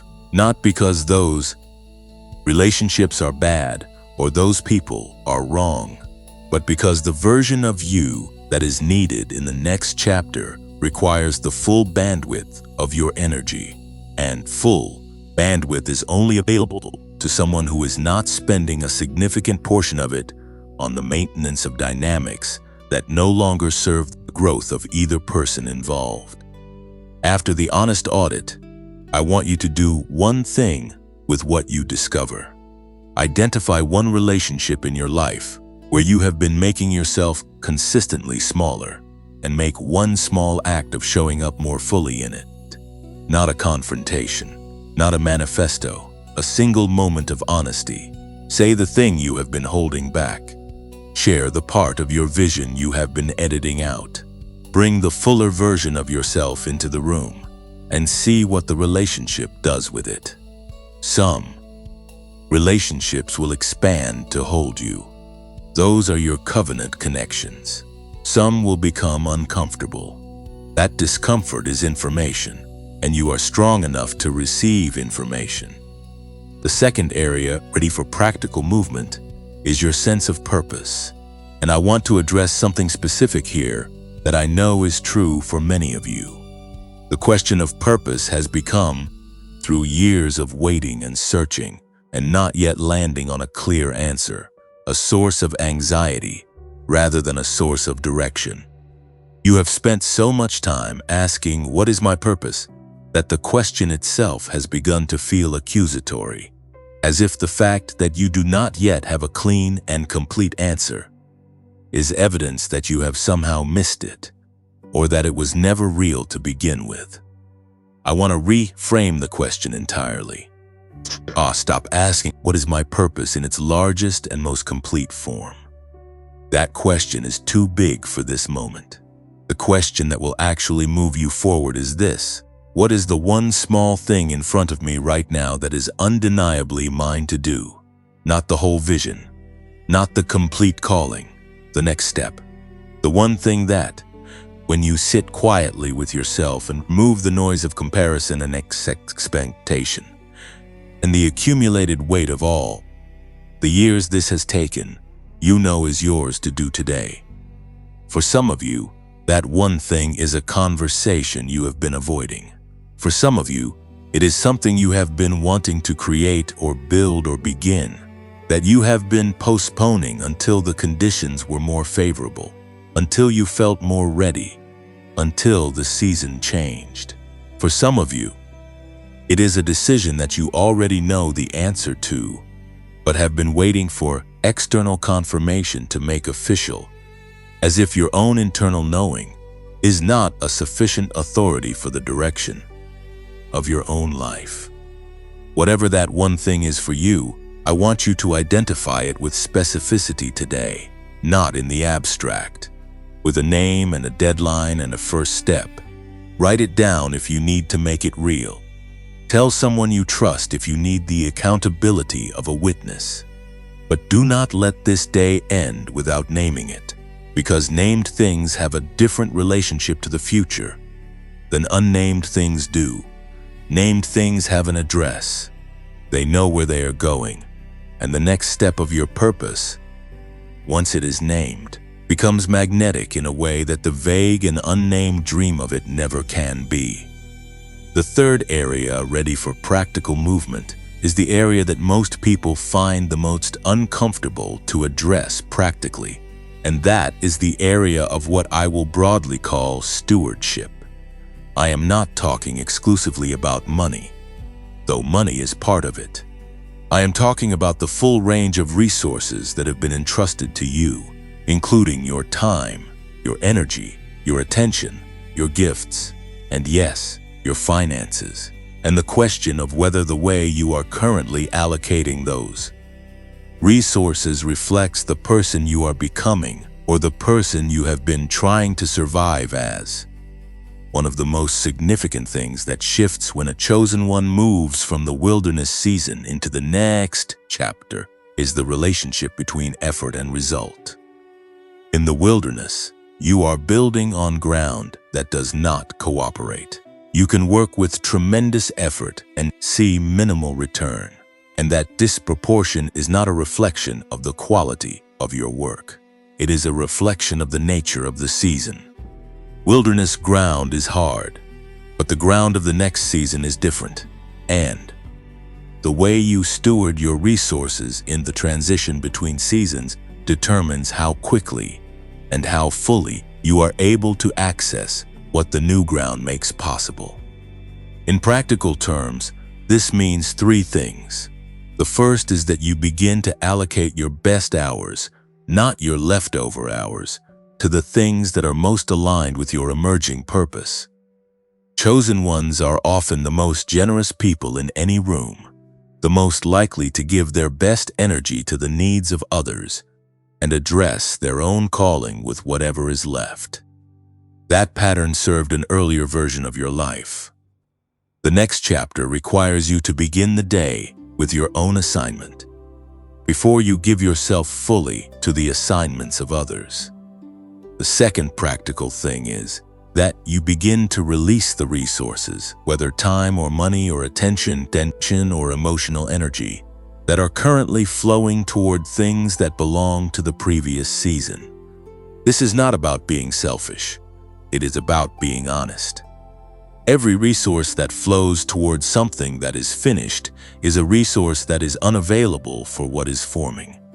The transition between seasons requires a reallocation, and that reallocation sometimes feels like loss in the moment, even when it is liberation in the larger frame. The third practical thing in the area of stewardship is the one I want to spend a moment on specifically, because it connects to something we talked about earlier in this conversation. It is the practice of investing in your own formation, not extravagantly, not beyond your means, but deliberately.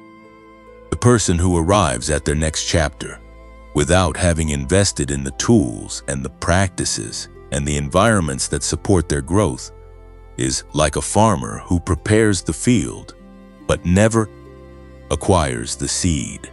The preparation was real, but without the seed, the prepared cannot produce what it was made for.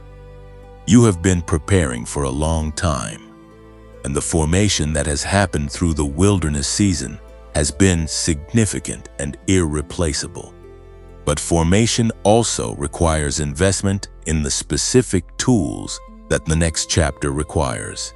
Whatever those tools are for you, whether it is the practice we talked about earlier in this conversation, whether it is a program or a community or a skill or a practice that you have been considering and postponing, I want to challenge you to stop. postponing the investments in your own becoming. Because the version of you that arrives at the next chapter, fully resourced and fully supported, is not the same as the version of you that arrives depleted and under-equipped. And the world that needs the wound breaker needs them to arrive at full capacity. Now, before I close this section, I want to say something about the 3 areas we have just walked through. Because I know that for some of you, the practical nature of this conversation might feel like it is pulling you out of the spiritual atmosphere we have been building together. Like the call to action is somehow less sacred than the call to believe. I want to challenge that assumption directly. Faith without works is not a spiritual concept. It is a practical one. The belief that you have been carrying through this long season has always been pointing toward a moment of embodied action. The wound breaker does not break generational patterns through belief alone. They break them by doing the thing, by having the conversation, by naming the purpose, by reallocating the resource, by taking the step, even a small one, even an imperfect one, in the direction of what they were built for. This is the moment where belief becomes behavior. This is the moment where the chosen one stops being someone who carries a great destiny in their heart and becomes someone who carries it in their hands as well. And this moment is available to you today in the specific and ordinary circumstances of your actual life, without waiting for a more dramatic or more auspicious beginning. Begin where you are, with what you have, as who you are right now, which is already more than enough for the next step. If this part of the conversation has stirred something specific in you, if one of the 3 areas named you with accuracy, if you know the relationship that needs your fuller self, or the purpose step that has been waiting to be named, or the investment in your formation that you have been postponing, I want you to go to the comments right now and type the words "I receive," not as a spiritual performance, as a declaration of posture, as the simple, profound act of opening your hands and saying to the season that is forming around you, I am not just waiting for this anymore. I am moving toward it. I receive it. I am ready to carry it. Type "I receive" and then go do the one thing. We are near the end of this conversation, and I want to be honest with you about what that means for me. Because I do not want to close this the way most things close, with a tidy summary and a cheerful send-off that makes it easy to click away and return to exactly the life you were living before you pressed play. What I want to do instead is stay present with you for these final moments in a way that honors everything you brought into this conversation when you sat down to listen. Because you did not come here empty. You came here carrying something. And the fact that you are still here, at the end of something this long and this demanding, tells me something specific about who you are. You are the one who shows up, even when showing up costs something, even when the room you are walking into does not know what to do with you, even when the message you are sitting down to receive requires you to feel things you have been carefully managing not to feel for months or years. You showed up today, and that matters more than you know, because showing up when you do not have to, when it would be easier and more comfortable not to, is the foundational behavior of every chosen life that has ever moved from the wilderness into the purpose it was designed for. I want to thank you for that. Not in the perfunctory way that people thank audiences, in the specific way that one person thanks another for the kind of courage that is quiet and unwitnessed and real. You showed up with your doubt intact and your hope frayed at the edges and your questions still unanswered and your circumstances still unresolved, and you sat here anyway. That is not nothing. That is the posture of someone who is ready. And I have been talking about readiness for this entire conversation, and I want you to know that by that standard, by the standard of the person who shows up even when the showing up costs something. You have been ready for longer than you have given yourself credit for. I want to tell you something about the world you are sitting in right now as you listen to these words. All across the world, at this exact moment, other chosen ones are walking into this exact same message. They are in different time zones and different languages and different seasons of the specific difficulty that a chosen life requires. Some of them are in cars parked outside their houses because they needed 5 more minutes before going inside to the people and the demands that need them. Some of them are on lunch breaks in office bathrooms, the only private space available in a day that belongs to everyone else. Some of them are lying on their floors in the dark because the weight of the season became too much for the couch and they needed to feel the ground beneath them. And every single one of them, in their specific location and their specific posture and their specific version of this long and difficult season, is hearing the same thing you are hearing right now. You are not alone in this room. You have never been alone in this room. The specific isolation of the chosen life has always been a perception shaped by the wilderness, not a fact about the actual company you are keeping in the larger story. The chosen ones are finding each other. They always do. They find each other in the comment sections of messages like this one. They find each other in the thin moments when one person is honest enough to say, "I am not doing well," and another person is present enough to say, "I know exactly what that place feels like."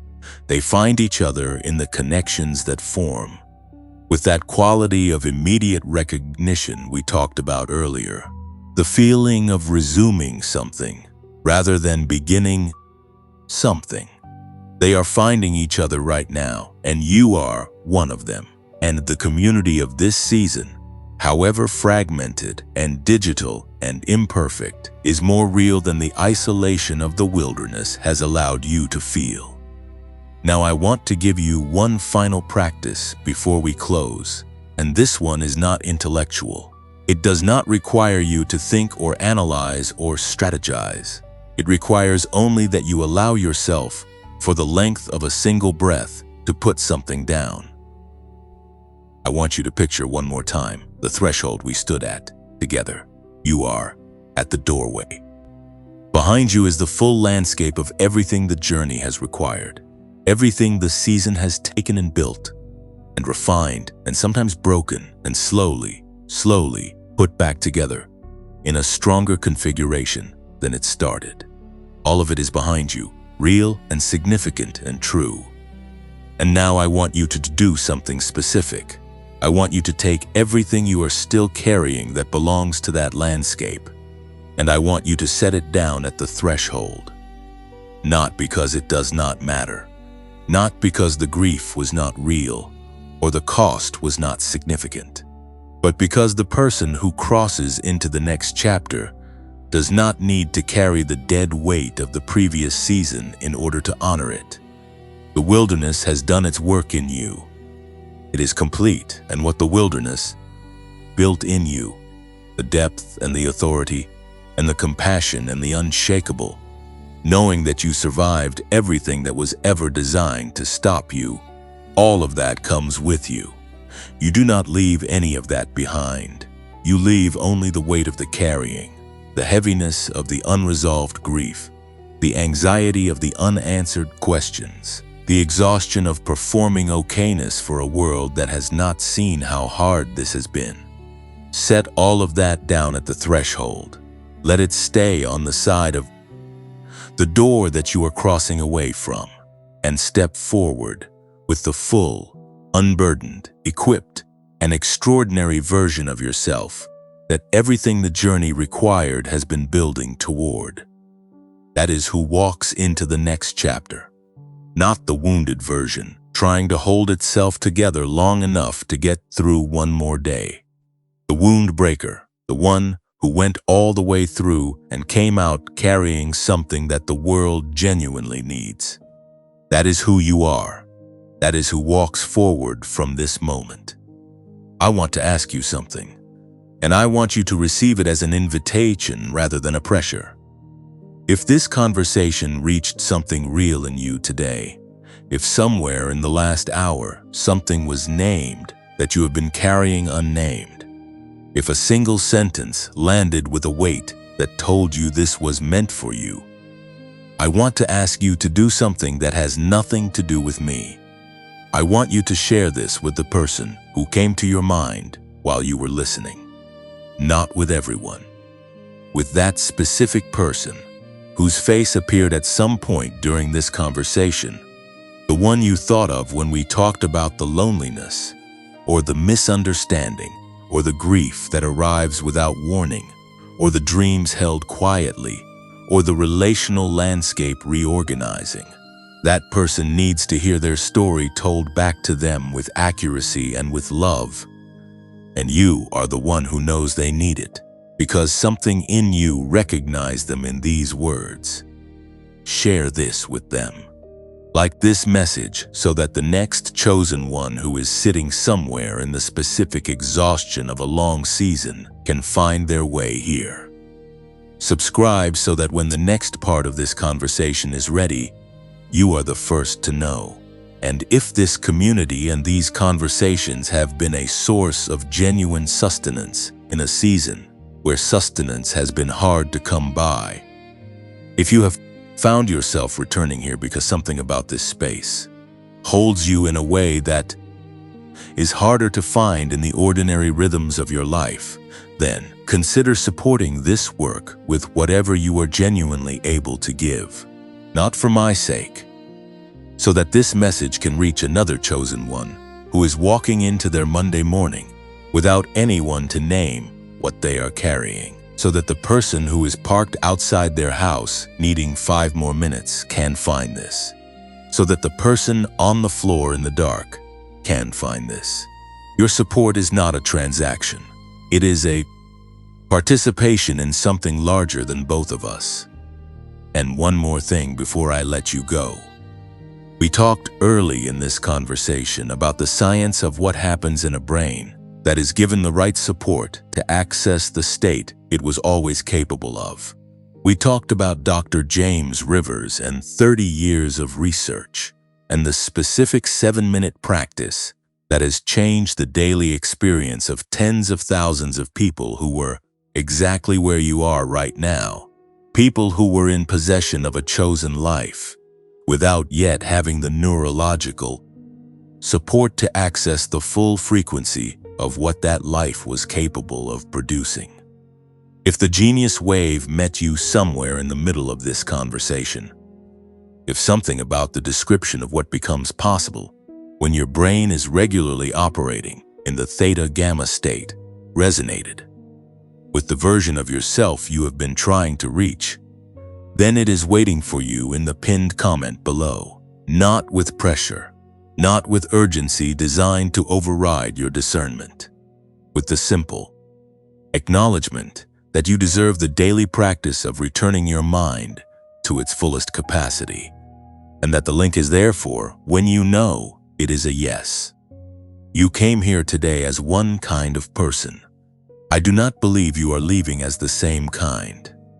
Something was shifted in this conversation, even if you cannot fully name it yet, even if the evidence of it will not be visible in your circumstances for another week or another month. Something moved, something was named, something was set down at a threshold, and the person walking away from this is walking in a slightly different direction than the person who walked in, which means that over time, over the long arc of a life that is moving toward its appointed destination, the distance between where you would have ended up and where you are now going has just become significant. Walk in that direction. Take the step that is yours to take today. Do the one thing. Have the one conversation. Name the one purpose. Set down the one weight that is not yours to carry into the next chapter. And know, with the same certainty that I know anything, that you were not almost the strongest one. You were not nearly the one the prophecy was speaking about. You are the one. You have always been the one. And everything that has ever tried to convince you otherwise was simply part of the preparation for the moment when you finally, fully, without apology or qualification, stepped into that truth. Walk forward. The ground on the other side of the threshold is solid. It was prepared for you, and so was this moment.